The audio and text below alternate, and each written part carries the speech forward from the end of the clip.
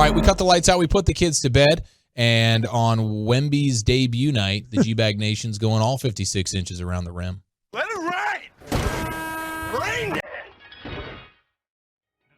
I got a joint here, man. I've been saving for a special occasion. It's always a special occasion when Joe Pompliano, my Italian brother on Twitter, lets us know that not one but two seats in the lower bowl for Wemby's Summer League debut tonight in Vegas went for $850 each on StubHub. That's 3 times more expensive than the same seats in the same arena the following night when, of course, Wemby is not playing. So he's already bringing the eyeballs, and the expensive butts are being put in those seats, and they're doing it voluntarily. So Wemby, he's must-watch already. Tonight's the debut. Will be a ton of fun. Tomorrow we'll get the Mavericks, and good news all around today for Wenbanyama. Because it looks like there will be no charges filed against his security team or anything like that for what went down in Vegas the other night. That seemed like that seemed like a real big misunderstanding right there, right? Well, we got to see the video now. TMZ has the video, and you can tell Britney Spears is, she's kind of quickly walking up. She's trying to get there from behind. Yeah, she's trying to get his attention, Wembanyama's attention. I think she puts her hand somewhere on his back somewhere. Did his shirt move a little bit? Yeah.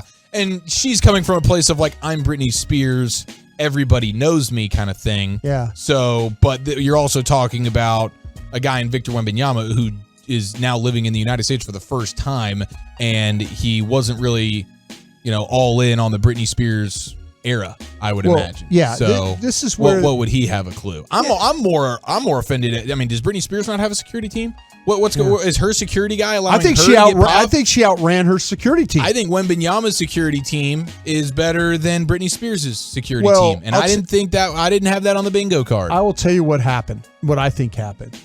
Anytime you approach somebody from behind, like we saw it in tennis several years ago. Many years ago, Monica Seles got stabbed on a tennis match. Like, crazy guy jumps out of the crowd and stabs her, from the back. So, it just, to me, if you approach one of these celebrities from behind like that, if he was facing her and all that, head-on collision, I'm sure he would have gone. She'd have been able to say, "Hey, Wemby, Brittany, hi, I just wanted to, and he'd have been able to like, oh, yeah, cool, yeah, great.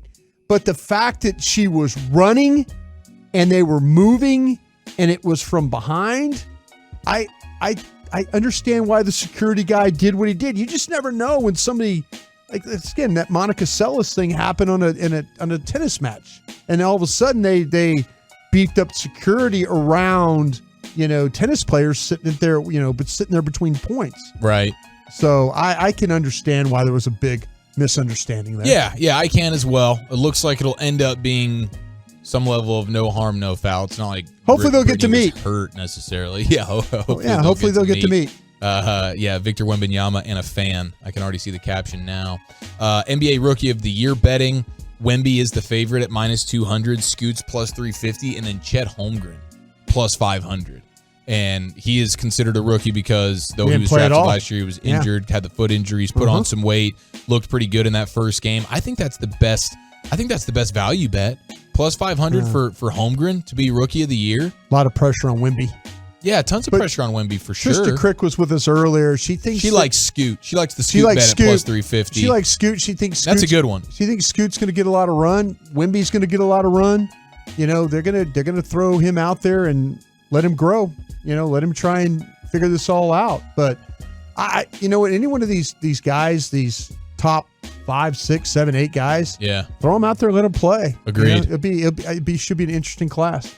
Now, as it comes to the Mavericks, I did want to note a couple of things here, and the first of which is Tim McMahon. He was on the Hoop Collective, and he was talking about the trade. That's his podcast, right?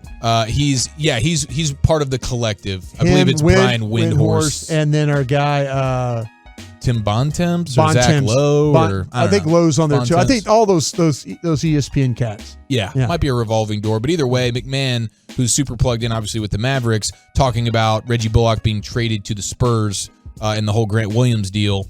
quote, you might find some people around the Mavericks facility who would whisper that moving on from Bullock in the trade, one benefit is that Jason Kidd cannot play him over Josh Green anymore. Because that might have been a point in contention a little bit, where Jason Kidd's playing the veteran Bullock when Josh Green probably the better player even last year. You talk to people with the Mavs within the organization, they will tell you that Bullock was at the end. They should have moved on from him a lot sooner than they did, but that he was at the end. Now, again, they're just not saying that because he's now gone.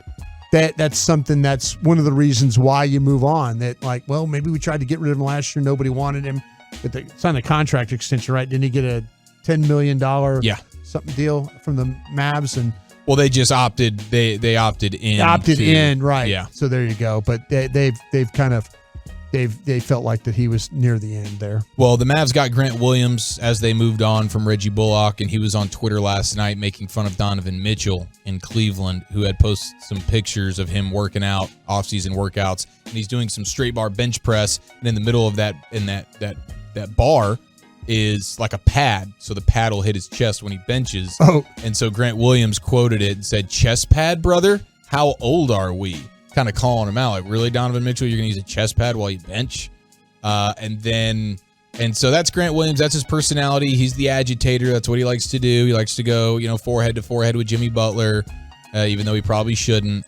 Well, then Donovan Mitchell responded to Grant Williams with a screenshot, and it's the screenshot of Grant Williams last year for the Celtics chirping at Donovan Mitchell in a tie ball game with 0.8 second remaining. And Grant Williams is at the free throw line. And Grant Williams tells Donovan Mitchell, I'm going to make both of them. I'm going to make both of them. He, of course, goes on to miss both of them, and then the Celtics lose in overtime. Yeah. And so that was all the response that Donovan Mitchell had to do, was just screenshot that moment, and everybody knows what he's talking about. Grant Williams, the agitator, I think he lacks a little bit of self-awareness. It'll bite him sometimes. He's an imperfect hero for us, but we need him, and I'm glad he's here. We need him.